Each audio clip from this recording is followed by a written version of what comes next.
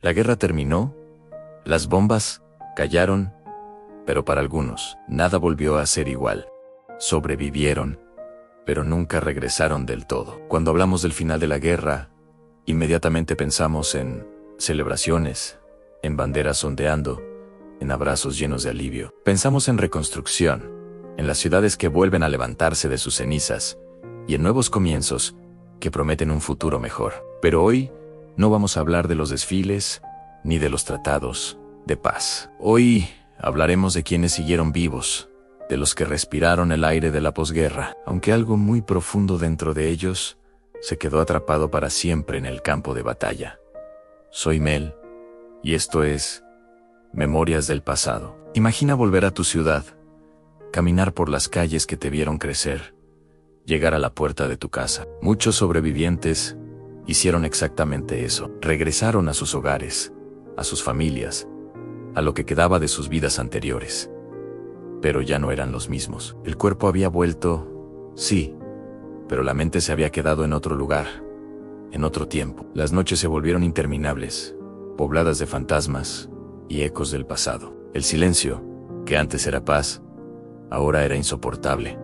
Un lienzo en blanco donde la memoria proyectaba sus peores escenas. Y cualquier ruido repentino, el portazo de un coche, un trueno lejano, se convertía en un recordatorio constante.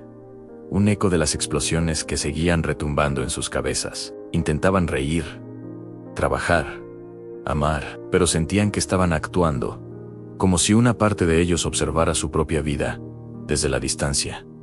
Incapaz de conectar realmente. Eran fantasmas en su propia existencia, presentes en cuerpo, pero ausentes en alma. Para muchos, el regreso no fue a un lugar conocido, sino a un paisaje de desolación. Algunos regresaron y solo encontraron ruinas donde antes estaba su hogar, un montón de escombros que guardaba los restos de una vida que ya no existía. Otros tuvieron un destino aún más cruel. Encontraron las calles.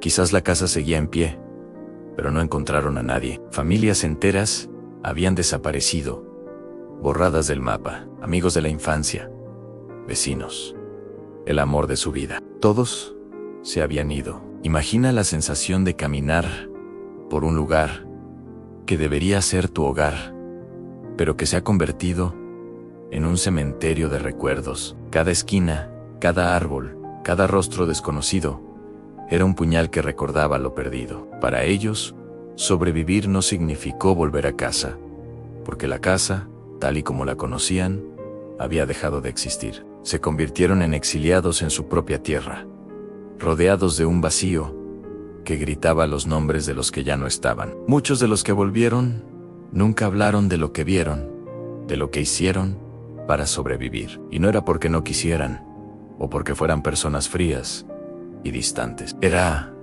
simplemente porque no podían. ¿Cómo pones en palabras el olor del miedo, el sonido del silencio antes de un ataque, la imagen de un compañero cayendo a tu lado? Había recuerdos que no cabían en el lenguaje, imágenes que regresaban una y otra vez, en sueños y en vigilia, tan vívidas que sentían que estaban ocurriendo de nuevo. Estas visiones se apoderaban de sus mentes, un peso invisible que los aplastaba, día tras día. Contarlo habría sido como revivirlo, y revivirlo era algo que su mente se negaba a soportar. Así que callaron, construyendo un muro de silencio a su alrededor, no para alejar a los demás, sino para protegerse a sí mismos del horror que llevaban dentro. Mientras tanto, el mundo a su alrededor quería avanzar, quería construir un futuro brillante y olvidar el oscuro pasado. Los gobiernos hablaban de prosperidad, las ciudades se reconstruían, la gente quería volver a la normalidad. Pero para los sobrevivientes, esa normalidad era una ficción. Cargaban con algo que nadie más podía ver, una herida que no sangraba, pero que dolía constantemente. Para ellos, la guerra seguía ocurriendo cada día dentro de sus cabezas. Veían a la gente celebrar el fin del conflicto y sentían una distancia abismal. ¿Cómo podían ellos celebrar cuando la batalla más dura se libraba ahora en su interior, en silencio y en soledad? Se sentían desconectados, incomprendidos, como si hablaran un idioma que nadie más podía entender. El silencio de la posguerra no era paz para ellos, era la confirmación de su aislamiento. Algunos nunca lograron adaptarse. La carga era demasiado pesada. Se refugiaron en el alcohol, en la soledad, o simplemente se dejaron consumir por la tristeza hasta que sus cuerpos, que habían sobrevivido a las bombas, se rindieron a la guerra que nunca terminó. Otros lo hicieron.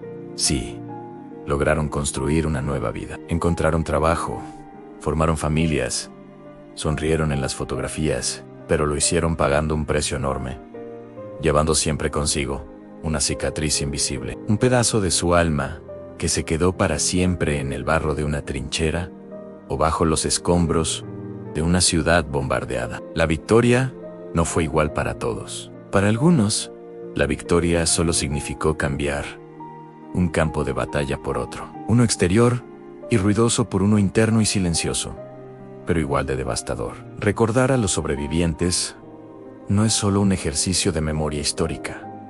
No es hablar únicamente del pasado, es entender una verdad profunda y a menudo ignorada. Las guerras no terminan cuando se firman los acuerdos de paz o cuando callan los cañones. Las guerras terminan, de verdad, cuando las personas que las sufrieron pueden volver a vivir, no solo a sobrevivir, cuando pueden dormir sin pesadillas, cuando pueden escuchar un ruido fuerte sin sentir pánico, cuando pueden volver a sentir que pertenecen a este mundo. Y la triste realidad es que para muchos, para demasiados, ese día nunca llegó. Si estas historias te hicieron sentir algo, si te hicieron reflexionar, suscríbete a Memorias del Pasado. Aquí no solo recordamos la historia que se escribe en los libros, recordamos a las personas que la vivieron. Gracias por escuchar.